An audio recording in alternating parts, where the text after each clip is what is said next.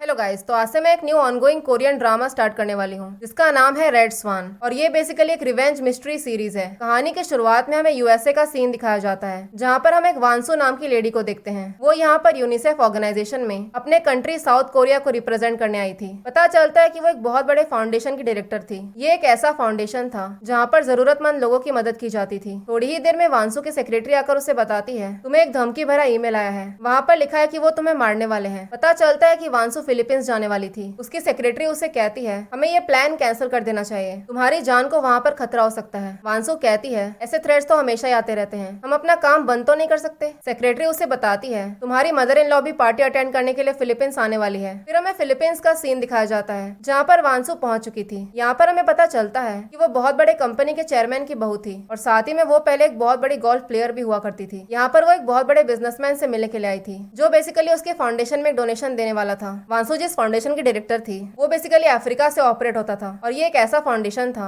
जो war victims को add दिलाने का काम करता था। तभी वहाँ पर एक किम नाम का आदमी आता है जो वांसू का हस्बैंड था। दूसरी तरफ हम एक दोयो नाम के आदमी को देखते हैं जो कुछ लोगों का पीछा कर रहा था। वो लोग यहाँ पर किसी ऑफिसर के बारे में बात कर रहे थे जो कुछ टाइम पहले मर चुका था और जिस आदमी ने उस ऑफिसर को मारा था वो फिलहाल किसी और को मारने के लिए फिलीपींस आया हुआ था। दोयो उस आदमी के बारे में पता लगाने के लिए अपना गेटअप बदल के होटल रूम पहुंच जाता है। थोड़ी ही देर में वहाँ पर एक पाक नाम का आदमी आता है और वो उस दूसरे आदमी से कहता है मैं यहाँ पर फ्लावर शॉप का डिलीवरी करने के लिए आया हुआ हूँ। ये सुनते ही दोयोन को याद आता है कि उसने सेम चीज पहले भी सुनी थी। पाक उस आदमी को बहुत सारे पैसे देकर वहाँ से निकल जाता है। यहाँ पर हमें पता चलता है कि दोयोन पाक को पहले से ही जानता था लेकिन उसे समझ में नहीं आता कि आखिर उसने उसे इतने सारे पैसे क्यों दिए। बाहर आते उसे पाक का कॉल आता है। वो कहता है मुझे पता चला है कि तुम फिलीपींस में ही हो, मैं भी यहीं पर हूँ, हमें मिलना चाहिए। यहाँ से हमें 3 महीने पहले का सीन दिखाया जाता है जहाँ पर दो लोगों के बीच में फाइट हो रही थी। थोड़ी ही देर में दोयोन भी वहाँ पर पहुँचता है। इतने में एक आदमी दूसरे को स्टैप कर देता है। जो आदमी उसको मारने के लिए आया था वो किसी को कॉल करके बताता है कि फ्लावर शॉप की डिलीवरी हो चुकी है। पता चलता है कि वो लड़का दोयुन का फ्रेंड था। दोयुन का फ्रेंड किसी फोटो के बारे में बात कर रहा था। वो चाहकर भी उसे बचा नहीं पाता। यहाँ से कहानी आ जाती है प्रेजेंट में जहाँ पर वांसू किसी काम से अपने होटल से बाहर जा रही थी। उसका गार्ड उससे कहता है बाकी के सिक्योरिटी वाले अभी तक आए नहीं है, इसीलिए आपको थोड़ा वेट करना चाहिए, आपका अकेले बाहर जाना सेफ नहीं है। वांसू कहती है बहुत ही छोटा सा काम है, मैं करके जल्दी से वापस आ जाऊंगी। वांसू जिस होटल में आई हुई थी दोयुन भी उस होटल के बाहर ही था। वो जैसे ही वहाँ से बाहर निकलती है उसी मोमेंट पर हम किसी शार्प शूटर को उसके सामने देखते हैं। वो जैसे ही शूट करता है इतने में वो गोली किसी और को जाकर लगती है जो कि वांसू के बिल्कुल सामने खड़ी थी। सारे लोग यहाँ से वहाँ भागने लगते हैं। पूरे जगह पर अफरा तफरी मच जाती है। इसी बीच दोयोन उस आदमी को शूट करने की कोशिश करता है। वांसू डर के मारे वहीं पर फ्रीज हो गई थी। तभी दोयोन उसे अपनी तरफ खींचता है। उसे रियलाइज होता है ये तो वही आदमी है जिसने उसके फ्रेंड जुयुक को मारा था। वो वांसू से कहता है जैसे ही मैं तुम्हें सिग्नल दूंगा तुम्हें भागकर दूसरे कार में बैठना होगा। वो वहाँ के फाउंटेन का स्टार्ट होने का वेट कर रहा था ताकि वो शूटर पानी से डिस्ट्रैक्ट हो जाए। पानी खुलते वो उसे वहाँ से लेकर भागने लगता है। वो दोनों एक कार में बैठकर निकल जाते हैं। काफी दूर आने के बाद वांसू उससे पूछती है कि तुम हो कौन। दोयुन कहता है मैं बस वहाँ से गुजर रहा था, तुम्हें फिक्र करने की कोई जरूरत नहीं है, मैं तुम्हें सेफली पहुँचा दूंगा। दूसरी तरफ वांसू का हस्बैंड किम अपने असिस्टेंट से उसका लोकेशन ट्रैक करने के लिए कहता है। चेक करने पर पता चलता है कि उस कार में एक ट्रैकर फिट किया गया था, यानी कि वो लोग जानते थे कि इस वक्त वांसू कहाँ पर है। दोयुन उसे कहता है हम लोग वहाँ पर वापस नहीं जा सकते, शायद हमारा कोई पीछा कर रहा हो। साथ ही में हम लोग पुलिस को भी कॉल नहीं कर सकते, क्या पता उनमें से भी कोई मिला हुआ हो। फिर वो उसे अपने घर लेकर जाता है। कहता है तुम यहाँ पर बिल्कुल सेफ हो। वो वांसू से पूछता है कि आखिर तुम्हें मारने की कोशिश कौन कर सकता है। वांसू कहती है मैं तुम्हें ये सब कुछ क्यों बताऊं, मैं तो तुम्हें जानती भी नहीं हूँ। दोयुन कहता है मैं तुम्हें एम्बेसी ड्रॉप कर दूंगा, तुम जिस पर भी भरोसा करती हो तुम उसे वहाँ पर बुला लेना। सबसे पहले वो अपनी ड्रेसिंग करता है लेकिन वो खुद से अपनी पट्टी बांध नहीं पा रहा था, इसीलिए वांसू उसकी मदद करती है। फिर वो उससे पूछती है क्या तुम मुझे जानते हो। दोयुन कहता है कोरिया में ऐसा एक भी इंसान नहीं होगा जो तुम्हें नहीं जानता होगा, तुम पहले एक बहुत ही फेमस गोल्फर हुआ करती थी। फिर वो उसे एक टॉवेल देता है। कहता है अपना फेस साफ कर लो, तुम्हारा ऐसे बाहर जाना ठीक नहीं है। वो लोग जैसे एम्बेसी पहुंचते हैं तो किम उसे लेने आता है। वो कहता है मुझे पता चला है कि तुम्हें एक धमकी भरा ईमेल आया था, तुम्हें कल की पार्टी कैंसिल कर देनी चाहिए। यहाँ पर हमें पता चलता है कि जो आदमी पाक जिसको दोयोन ने कुछ लोगों को पैसे देते हुए देखा था वो एक्चुअली में हवाइन ग्रुप के लिए ही काम करता था। वो एम्बेसी जाकर पूछता है कि आखिर वांसू की जान किसने बचाई थी। तो वहाँ का आदमी दोयोन का नाम बताता है। वो दोयोन को पहले से ही जानता था, इसीलिए वो उसे कॉल करके मिलने बुलाता है। फिर अगले सीन में हम वांसू की मदर इन लॉ मीरान को देखते हैं जो उससे मिलने के लिए आई थी। वो उसे कुछ करने के लिए कह रही थी जिसके लिए वांसू बिल्कुल भी तैयार नहीं थी। मीरान उससे कहती है जो अटैक तुम पर हुआ था उसकी वजह से तुम्हारी पार्टी कैंसिल हो चुकी है, कम से कम तुम्हें मेरे लिए ये तो करना ही होगा। अगर हमने ये काम नहीं किया तो फिर चाइना वाले हमारी मदद नहीं करेंगे। वांसू कहती है अगर आपको ये काम करवाना ही है तो फिर अपने बेटे से करवाओ ना, मुझे अब आपका कोई ऐसा वैसा काम नहीं करना। और रही बात पार्टी की, उसका मैं कुछ और देख लूंगी। तो मीरान उस पर चिल्लाने लगती है। कहती है अगर हमें चाइना वालों की मदद चाहिए तो फिर हमें उन्हें रिश्वत देना ही पड़ेगा। लेकिन वांसु मानने को तैयार ही नहीं थी। कहती है मुझे आपका ये काम और नहीं करना। तो मीरान कहती है